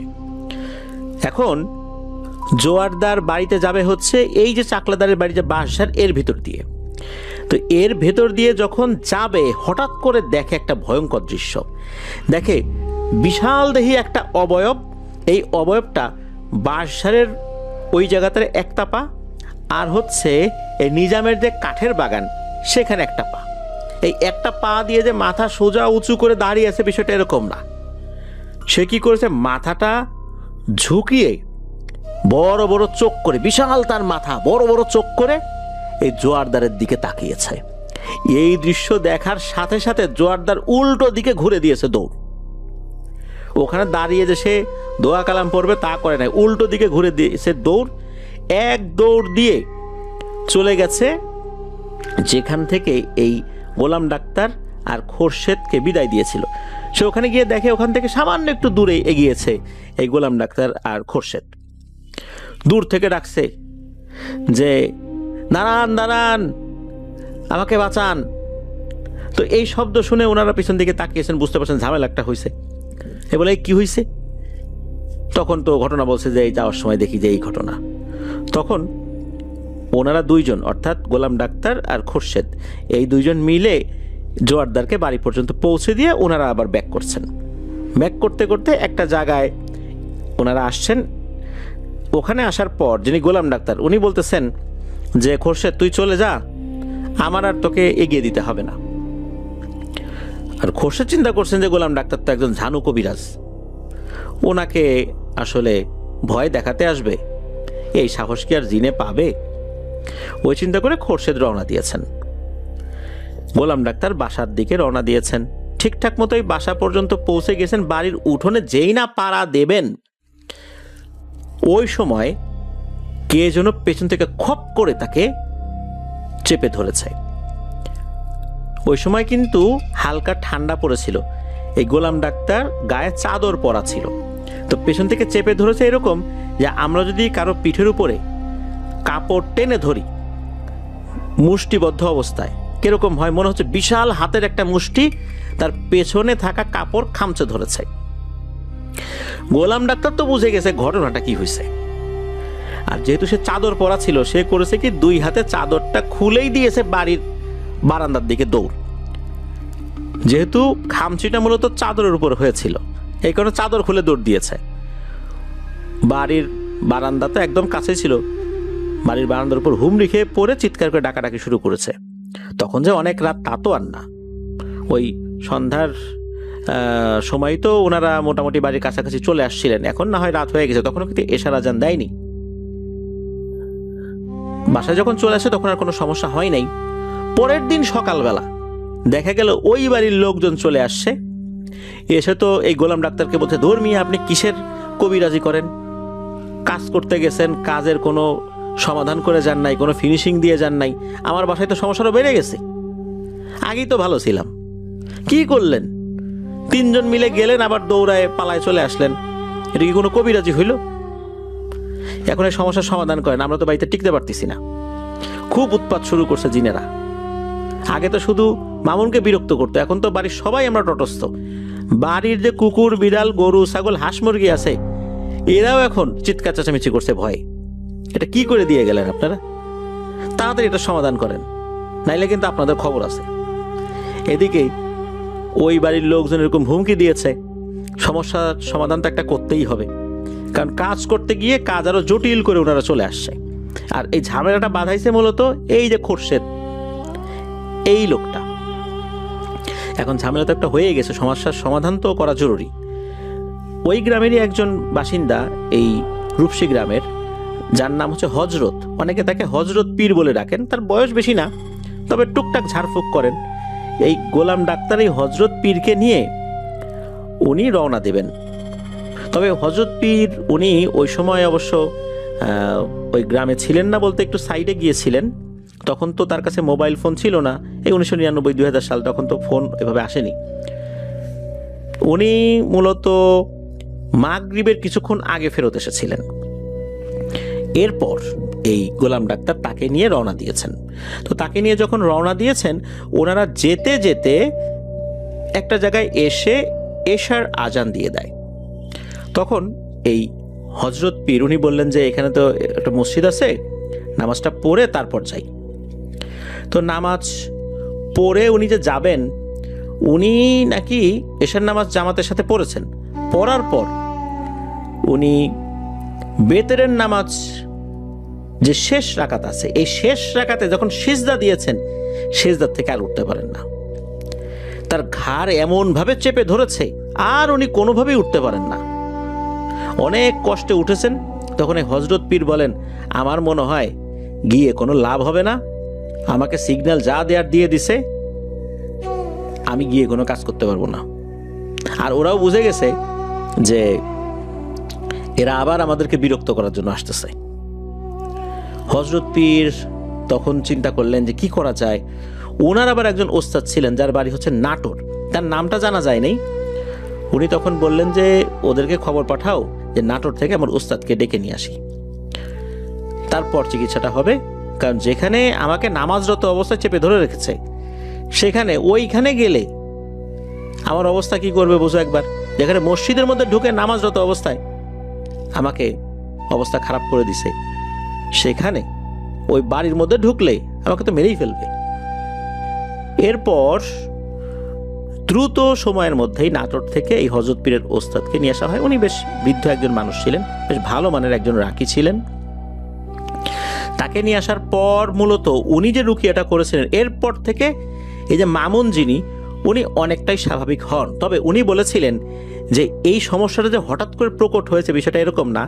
মামুন যখন ছোট তখন থেকেই এই জিনটা মামুনের সাথে সাথে আছে, তবে সেটা ওইভাবে প্রকট হয়নি, এখন প্রকট হয়েছে। তবে আশা করা যায় এখন অনেকটাই স্বাভাবিক জীবনযাপন মামুন করতে পারবে। তবে এই জিনটা তার রক্তের সাথে এমনভাবে মিশে প্রভাব ফেলে দিয়েছে, পরিপূর্ণভাবে মামুন আর সুস্থ হবে না, তবে অনেকটা স্বাভাবিক জীবনযাপন করতে পারবে। এই ট্রিটমেন্টটা ওই হুজুর করে দিয়েছিলেন। মামুন এরপরে মোটামুটি স্বাভাবিক জীবনে গিয়েছেন, বিয়ে শাদী করেছেন, কয়েকটা সন্তানাদিও তার আছে। তবে এখনও উনি একদম পরিপূর্ণভাবে যে আমরা যেভাবে স্বাভাবিক জীবনযাপন করি আল্লাহর রহমতে আলহামদুলিল্লাহ, উনি ওইভাবে পারেন না। এখনও টুকিটাকি সমস্যা আছে, তবে আগের মতো ওইরকম সমস্যা তার নাই। মূলত তাকে এমন একটা জিনে ধরতো, জিন ধরার সাথে সাথে তাকে বোবা বানিয়ে ফেলতো। তার নিজের সাথে যে সমস্যাগুলো হতো, সে কি দেখতো এই কথাগুলো সে বলতে পারতো না, বলতে গেলেই সে বোবা হয়ে যেত। অনেকেই বলতো তাকে বোবা জিনে ধরেছে, কিন্তু আসলে জিনটা বোবা ছিল না। ওই হুজুর পরে বলেছিলেন মামুন যাতে করে তার সাথে ঘটে যাওয়া বিভিন্ন বিষয়গুলো কাউকে বলতে না পারে, ওই বলতে গেলেই সে বোবা হয়ে যেত। এই প্রবলেমটা তার ছিল। তবে এখন আলহামদুলিল্লাহ অনেকটাই ভালো, এমনটাই জানিয়েছেন। প্রিয় লিসেনার্স, আসলে এই ঘটনার মধ্যে একটা গুরুত্বপূর্ণ শিক্ষণীয় ব্যাপার রয়েছে, সেটা হচ্ছে যে না জেনে পরিপূর্ণভাবে এলেম অর্জন না করে এই ধরনের রুকিয়াগুলো করতে যাওয়া উচিত নয়। অবশ্যই ভালো একজন আলেমের তত্ত্বাবধানে থেকে সেগুলো শেখা উচিত। আমি কিন্তু বিভিন্ন সময় বলেছি যে এই যে ঝাড়ফুঁক করা, নিজেকে ঝাড়ফুঁক করা, সেটা একটা ব্যাপার। নিজের পরিবার পরিজন, স্ত্রী সন্তানাদি, অর্থাৎ ঘরের মধ্যে যারা থাকে তাদের ঝাড়ফুঁক করা একটা বিষয়, আর একটা হচ্ছে বাইরের মানুষকে ঝাড়ফুঁক করতে যাওয়া, এইটা আর একটা বিষয়। এই জন্য আমি এর আগেও বলেছি যে আপনারা কেউ রুকিয়ার কোর্স করে জিনে ধরা রোগীর ট্রিটমেন্ট করতে যাবেন না।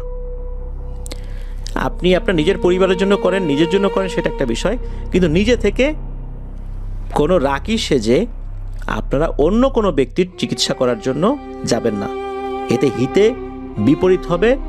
স্বাভাবিক যে হিতে বিপরীত বিষয়টার কোনো মারাত্মকভাবে এটার একটা রিয়াকশন চলে আসবে। কেননা অন্যের চিকিৎসা করতে যাওয়ার জন্য যে ধরনের এলেমি জ্ঞান প্রয়োজন, বিশেষ করে এই ধরনের আধ্যাত্মিক যে জ্ঞান প্রয়োজন, এই বিষয়গুলো শুধু কোনো কোর্স করে অর্জিত হয় না। ভালো একজন আলেমের তত্ত্বাবধানে থেকে ধীরে ধীরে আধ্যাত্মিক যেই পাওয়ার, এইগুলো কিন্তু নিজের মধ্যে বৃদ্ধি করতে হয়, একটা পজিটিভ এনার্জি নিজের মধ্যে তৈরি করতে হয়। এরপর যখন আপনার ওস্তাদ আপনাকে এজাজত দিবেন, অর্থাৎ অনুমতি দিবেন, এবং উনি অনুমতি দিবেন ঠিক কতটুকু আপনি করতে পারবেন, যে তুমি এতটুকু করবা, এর বাইরে যেও না। কারণ ওই ওস্তাদ জানেন যে আপনি কতটুকু করলে আপনার সাধ্যের মধ্যে থাকবে, আপনি নিজেকে সেফ রাখতে পারবেন, আপনার পরিবারকে সেফ রাখতে পারবেন। আর এর বাইরে চলে গেলে অবশ্যই আপনি সেটা পারবেন না। কিন্তু পুঁথিগত বিদ্যা অর্জন করে কি সেটা বোঝা সম্ভব? নিশ্চয়ই সম্ভব নয়। এজন্য বলি, ভালো কোনো আলেমের তত্ত্বাবধানে থেকে কিন্তু এই বিষয়গুলো শিখতে হয়। কারণ শুধু পুঁথিগত বিদ্যার সাথে এই বিষয়গুলো সীমাবদ্ধ নয়, এর সাথে আধ্যাত্মিক শক্তির একটা ব্যাপার জড়িত রয়েছে, যা নির্দিষ্ট পদ্ধতির মাধ্যমে অর্জন করতে হয়, ভালো কোনো ওস্তাদের সান্নিধ্যে থেকে অর্জন করতে হয়, যেটা কিন্তু সবসময় কিতাবাদিতে লেখা থাকে না। আল্লাহ আমাদেরকে বোঝার তৌফিক দান করুন, আল্লাহ আমাদেরকে নিরাপদে থাকার তৌফিক দান করুন।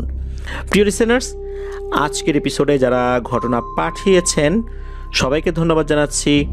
সুজন ভাই, তাহিয়ান আলসমানুর রহমান, ভুট্টু ভাই, সবাইকে ধন্যবাদ জানাচ্ছি। আশা করি আপনাদের কাছ থেকে আরও অনেক ঘটনা ইনশাল্লাহ আমরা পাবো। যারা ধৈর্য ধরে পুরো এপিসোডটি শুনলেন তাদেরকেও ধন্যবাদ জানাচ্ছি।